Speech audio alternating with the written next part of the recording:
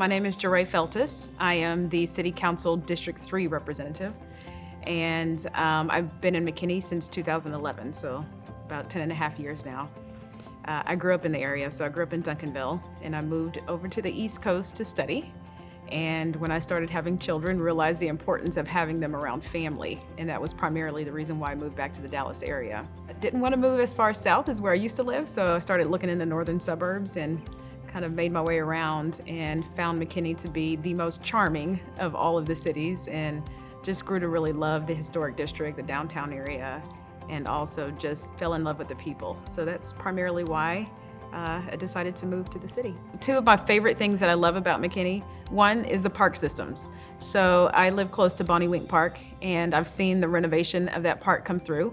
My kids love playing there, but it's got a great zip line, it's got an outdoor gym, it's got a nice pond, so it's visually a great place to be, but definitely a great place to go exercise. And then downtown is still my favorite place. I love the fact that we have music that's constantly playing, that we see a great number of amazing businesses, both retail and restaurant here. I think it's a very unique downtown when we look at our surrounding cities, and it really stands out from our surrounding communities. So I am a physician by trade. I am the medical director of the Mesquite Employee Health Center. So it is a health clinic that provides primary, urgent, and preventative care for the employees of the Mesquite Independent School District and the City of Mesquite. Sitting on City Council actually is not much different from practicing medicine. We are often presented with a problem, and it is my goal to gather as much information as I possibly can, try to figure out why the problem exists, and then come up with a reasonable solution. And that's how we approach the issues that come before us as a council. Something that would surprise people, I actually played the clarinet for quite a bit of time. I started in middle school, high school, college, played some through medical school as well.